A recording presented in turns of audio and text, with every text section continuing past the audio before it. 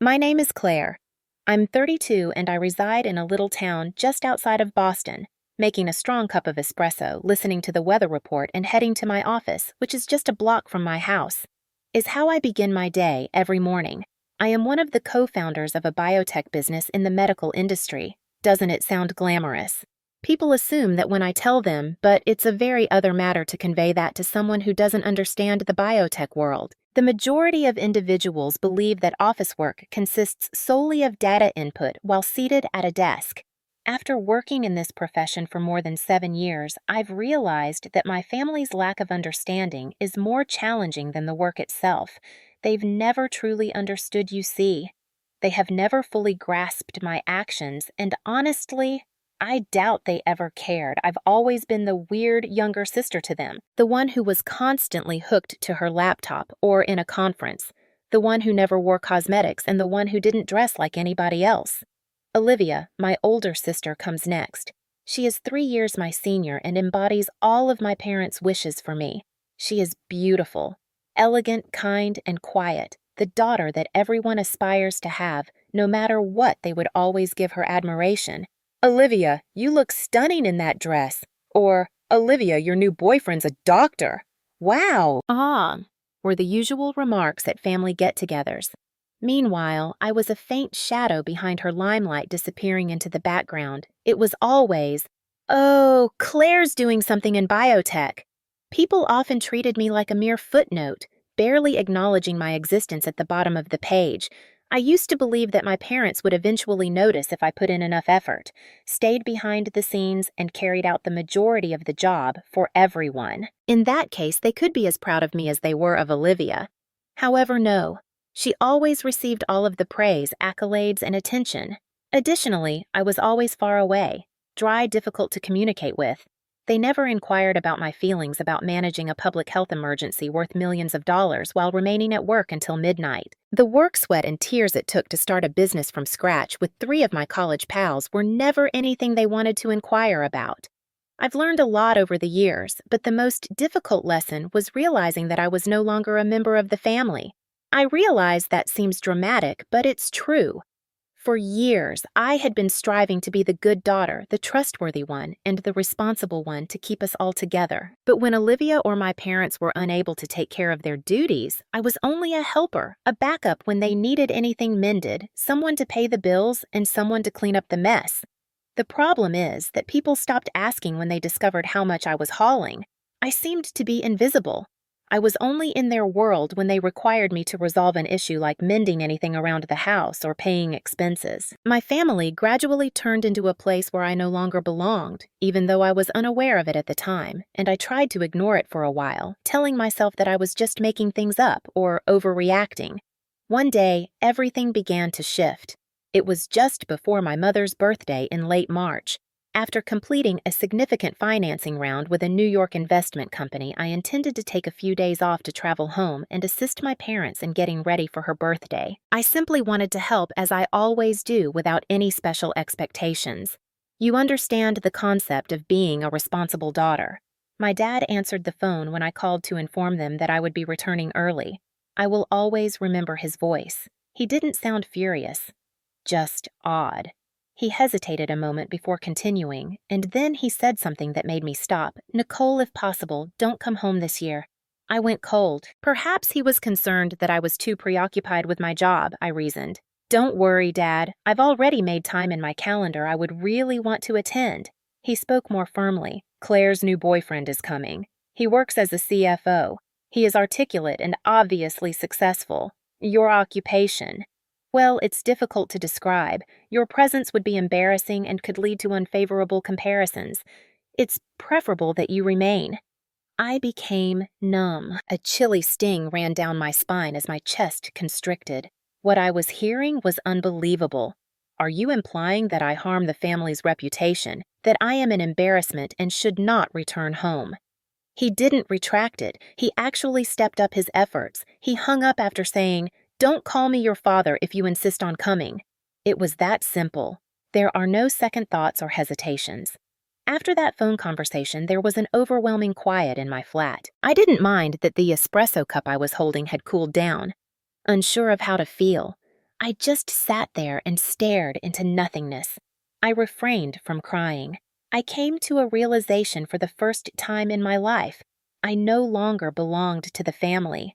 I tried to thaw the cold inside of me as the early spring sunlight streamed through the window while I sat still in my chair. My father's comments, concise and decisive, kept repeating over and over in my mind. "Don't call me your father if you insist on coming." I wasn't upset, I was simply finished. The following day, I had trouble concentrating. In an attempt to make sense of the talk with my father, I kept playing it again in my mind. I had always believed that despite my inability to be Olivia's ideal daughter, I was still their daughter, but that phone call shattered everything. I was no longer, as I had assumed, a member of the family. They had always looked to me as a backup when things needed fixing. However, I no longer qualified for that role. However, the rejection itself wasn't what stung the most. It was the quiet that ensued. It was the fact that they couldn't even appear to care after everything I had sacrificed and done. For more than 2 years, nearly $6,000 a month, I had been covering their expenses without receiving a single thank you. They only got in touch when they needed assistance. I had covered their internet, cable, water, and power costs. I was the one who answered the phone whenever something broke down and discreetly fixed it without expecting anything in return. My parents simply assumed me to be able to afford it. They never inquired about it, and I carried it out because I believed it to be my obligation. I now realize, however, that I had merely acted as a financial lifeline. But where had they been when I needed them? That phone conversation made me realize that something needed to change. However, I had no idea what to do next. That day, I spent hours sitting at my desk feeling numb. I was only able to concentrate on my task. All I had left was that, however it was insufficient to cover up the emptiness, I had spent so much time attempting to convince my family of my value and to make them notice me. But that day, I came to the realization that I had been waiting too long for their approval, and it would completely alter my life. I was no longer in need of their approval. I have to be myself. The world then appeared to suddenly come into focus. I didn't realize how much of a burden everything was until my mother's birthday arrived. That was the day I made the final decision to stop. I didn't give them a call. I didn't send them any cards. I didn't make any social media posts. It wasn't spiteful. Not even rage was the reason. The reality was that I was no longer able to act like I was. I was out of the position they had given me in their life. The phone buzzed that night as I was enjoying a cup of peppermint tea on my balcony. My mother gave it to me. After a few moments of staring at the screen, I let it go black. "Nicole, why is the power out? Can you check for us?" was the message that appeared immediately after I didn't answer. "No water, no internet. Call the providers. Your mom is freaking out." My dad texted me again. They didn't inquire about my well-being. They didn't even notice how hurt I had been a few days before. They only wanted me to make things right. As usual, Olivia, who usually looked to be in control, sent a third message that said, "The internet's down, guests are coming, and Mom is almost in tears. What's going on?" I sat there with my chest feeling heavy. I couldn't think of anything to say. This time, I would rather not correct it. I had been their trusted resource for problem solving for years, but I had reached my limit. Not now, I composed the following message. Dad informed me 3 weeks ago that I shouldn't call him my father anymore if I insisted on returning home. I'm only following his instructions. If this situation is inconvenient, perhaps you could find someone whom you feel comfortable introducing. I didn't send it, though. I removed it. I knew that whatever I said, they would only hear what suited them, not because I felt bad about it. So I sat back in my chair and put the phone down. I experienced a peculiar sensation of calm for the first time in years. I wasn't depressed or furious. I was just serene. Olivia left me a voicemail the next day. She was weeping and questioned why I had to make things so hard for her. Why couldn't I simply help them this time as I usually did? She continued to accuse me of spoiling their wonderful day. I spent some time listening to it. Instead, I headed to work where the familiar grind of the company replaced the craziness of my family. I had no clue how quickly the next chapter would arrive, but I knew it was coming. I discovered the email at that point. He was the one who brought everything full circle. A personnel move from our New Jersey branch to the Boston office was the subject of the article, and Liam Prescott's name caught our attention. Liam Prescott was my sister's boyfriend at the time. The one I had never met but had heard so much about. The one for which I had been disqualified. I got the file open. Where was he? He was the head of finance for the branch in New Jersey, who you ask had to authorize the transfer, me Pacific Genomics co-founder Nicole Warren. I let out a little laugh out of reaction rather than humor. I had underestimated the size of the planet. And I secretly knew that this was just the start. The days went rapidly. I kept thinking about the time I discovered Liam's name in the transfer file. The cosmos seemed to have set in motion everything that had been simmering inside me for years. I had lost my anger. To be honest, I never felt more in control of my life. I had always been relied upon, utilized, and expected to be the glue that kept my family together. However, what had my role ever accomplished for me? In reality, they did not consider me their daughter. I was a problem solver, so they could get in touch with me when they needed something fixed. I wasn't a repairman, though. Like them, I am human. I didn't have to cause a commotion. I didn't have to go up to them and confront them. In a way, the truth was self-explanatory, and it would, this time. The following morning, I entered my office as usual, the place bathed in a warm, golden glow from the sunlight that was seeping through the glass panels. Even if the outside world remained unchanged, everything felt lighter and different. I turned on my computer, sat at my desk, and checked my emails. One message caught my attention among the others. Liam sent it. Goodbye and apology was the subject line. My heart pounded as I read his message and clicked it. He apologized. He was unaware earlier. He was impressed by my handling of the situation. He also showed me respect. However, he stated, I can't stay in a relationship where basic respect doesn't exist. I took a minute to close my eyes and let the gravity of it set in. For the first time in a long time, I didn't have to be strong. An outsider noticed me. They recognized my value. I didn't respond right away. I didn't feel the need to justify my behavior or provide an explanation. Liam had finally realized what I had been dealing with for years, and the reality was obvious, and I had no intention of apologizing for that. After an hour or so, my phone buzzed once again. It was Olivia this time. I didn't even take my eyes off the screen when the message appeared. Nicole, I understand you're busy, but could you just speak with Liam on my behalf? He doesn't comprehend anything. I couldn't decide if I should laugh or cry. She didn't inquire about my well-being. She didn't even recognize the suffering I had endured. She only wanted to get Liam back on her terms and mend her relationship. The problem was that it was no longer about me. Another message appeared. Nicole, you are his employer. You are influential. If you speak out, he will change his mind. I got up and moved toward the window. I observed the bustling street below, filled with people rushing about their daily routines, and I felt free for the first time in years. I had dedicated a significant portion of my life to managing everything and earning everyone's trust. But now it was all over for me. I was no longer in charge of their pleasure. I didn't have to do all the repairs. I returned to my workstation and sent Olivia a message that said, I didn't say anything that caused Liam to leave. You are the reason he left, and he may have actually seen it for the first time. I didn't have to elaborate. More.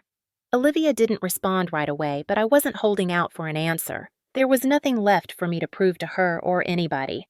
The early spring weather was still cold as I left the workplace later that evening, but the sunset was stunning, illuminating the roofs with a rich orange light. I walked slowly to the parking lot, no longer rushing and unconcerned about my family's opinion of me. I felt light for the first time in my life. I had no intention of retaliating against anyone. I had no intention of ruining anyone's life. I had just lived my truth and let the universe unfold itself. When I woke up the next morning, Claire had left me a message. Nicole, could you kindly speak with Liam on my behalf? He doesn't comprehend what's happening. I can't let him go. The remainder of the message didn't even need to be read. I was already aware of its direction. She was pleading with me to make things right and keep her relationship intact. However, I didn't respond right away. This time, I simply let the stillness linger between us. I was done. Claire, however, persisted. Another message arrived less than 5 minutes later saying, You are his boss. You are influential. Just saying something will make him change his mind. Staring at the television, I sat there, For years, I had hoped that Claire would say just one thing to me when I was in pain, in need of support, or having difficulties. However, nothing was present. She had never been in touch with me when I needed help, and suddenly she turned to me as her entire world collapsed. Fixing her mess is more important than apologizing or checking in on me. I moved to the window once more and gazed down at the street people who were so preoccupied with their lives that they were oblivious to the change that had occurred in mine. I returned to my work and sent a text saying, "I didn't say anything that made Liam leave. You are the reason he left, and he may have actually seen it for the first time. I took a while to mail it. I left it there instead. My fingers lingering over the keys. I didn't feel like I had won when I eventually pushed submit. I wasn't content. I simply sensed serene at peace. Silently, the remainder of the day went by. I went about my business, attending meetings, reading reports, and making calls. It didn't feel normal, yet it did. No more. Liam sent me a message that night. He was expressing regret for not realizing sooner and for getting sucked into the fantasy of the ideal family. He said that he was terminating his relationship with Claire and that he appreciated and respected me. The split didn't make me happy. However, I couldn't deny that the way things had turned out had a peculiar feeling of justice. Overall, it was that same boyfriend who had discovered the truth, despite Claire's best efforts to win Liam over and project the ideal family picture. Claire now had to deal with the aftermath. Like any other day, I returned to the office the following day. However, something was different. This time, I was no longer only an employee. Not all I was a daughter. I wasn't someone who waited for permission. I was myself. At last, a few weeks had passed since my family's problems had been resolved, and I had returned to my usual schedule. For me, work had always been a haven, a place where I could forget about my family's demands and their icy disinterest.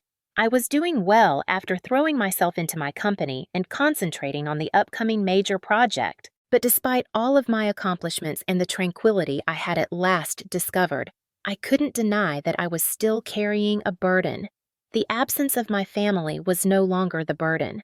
It was the abrupt knowledge that all of the things I had been pursuing for years, love, acceptance, and validation, had been false. I worked hard to show my family I was more than the quiet, distant daughter.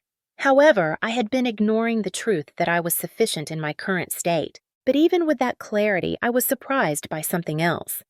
It happened one evening as I was going over a report at my desk. As I looked down to see a message from Claire, my phone rang on the table. I hadn't heard from her in a long time. A part of me was hoping for an apology or at least a check-in, but all I got was the straightforward message. "Can we talk?" I paused.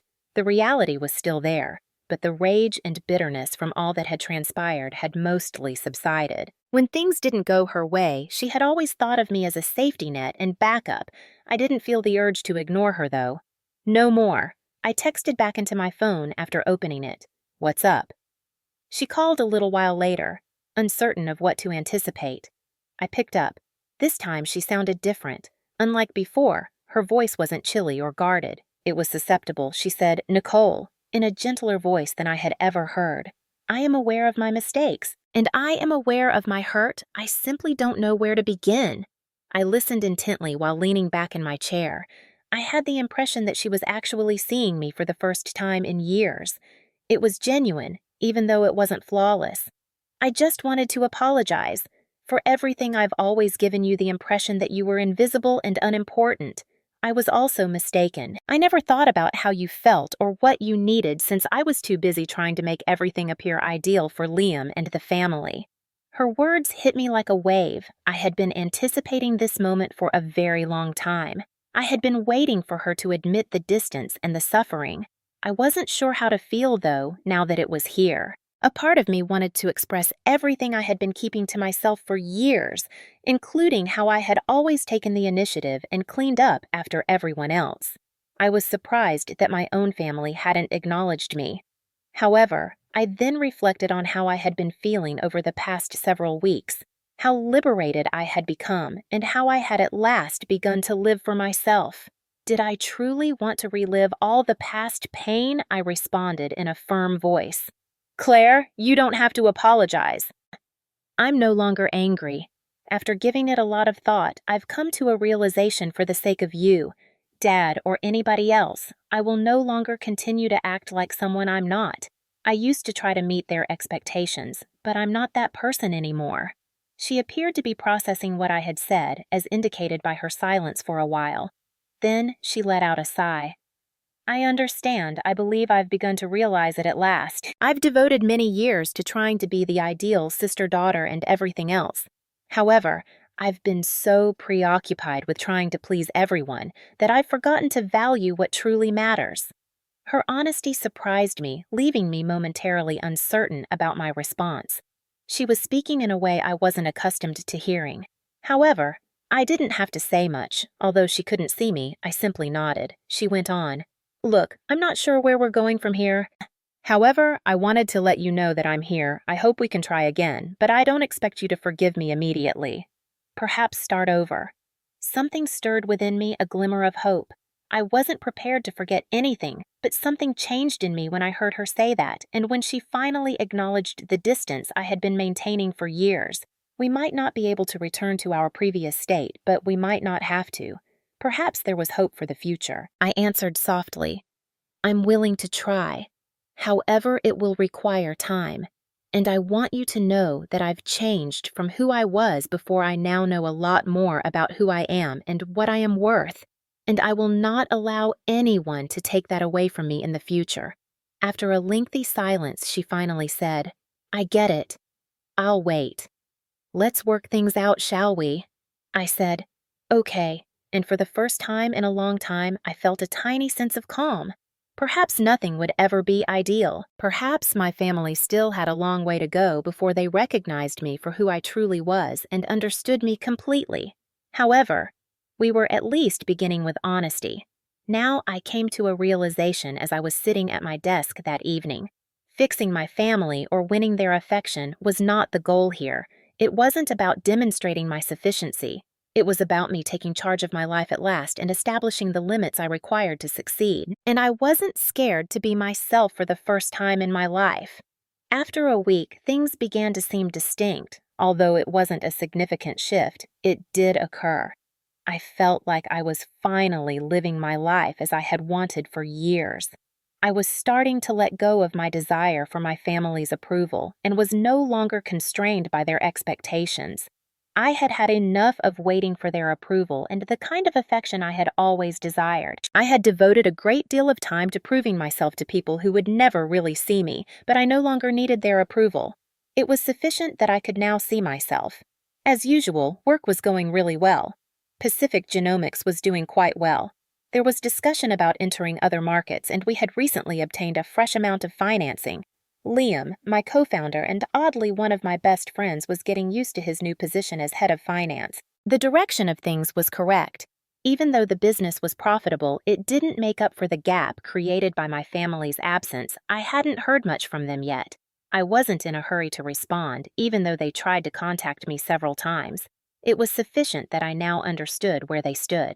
However, the phone buzzed once more one afternoon when I was sitting in my office. My mother gave it to me, unsure of what to do. I gazed at the screen for a while. In all honesty, I didn't anticipate hearing from her.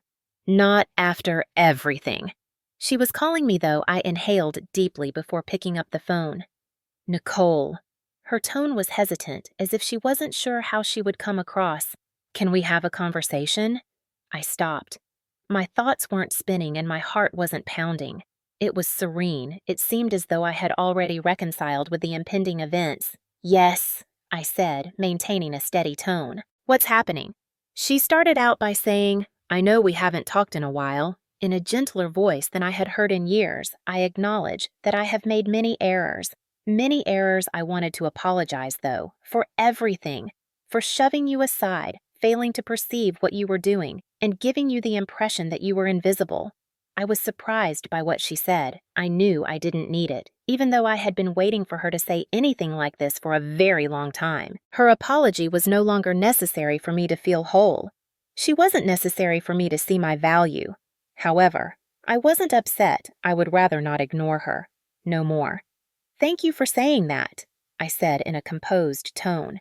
However, I've been thinking a lot. I've also decided that I don't need your apology after all. I've come to terms with the fact that my worth is independent of your opinion, and that's okay with me." On the other end of the telephone, there was quiet. She was undoubtedly attempting to figure out what had changed in me as I could hear her processing what I had said. In actuality, everything was different. I didn't have to explain it either. She broke the stillness by saying, "Nicole, I am aware of my hurt. Furthermore, I don't think things will return to as they were. However, could we try again? Can we begin again? Although slowly, I'd rather not lose you." After giving it some thought, I responded to her. "I refuse to return to the previous state of affairs. I've created a new life for myself that isn't centered on attempting to win your affection or acceptance. However, if you're prepared to compromise, I'm willing to give it a go. Although it will be different. We can work together to rebuild. No more acting like you're someone you're not. There should be no more silence." I felt the tension in the air subside as she exhaled in relief. "I'm grateful. I'm prepared to work hard, even though I know it will take time." I had no idea where this talk would take me, but I was certain that I had changed. I was no longer the one in need of their affection. It was me who was discovering how to love myself. I came to the realization that the best present I could offer myself was that I reclined back in my chair and gazed out the window once the call ended. The day was lovely. My workplace was becoming heated from the rays of the sun. While the metropolis outside was a hive of activity, there was tranquility indoors. I had located it at last. My family wasn't necessary for me to feel full. I didn't require their approval. I felt pleased with what I had achieved, having started my life from nothing.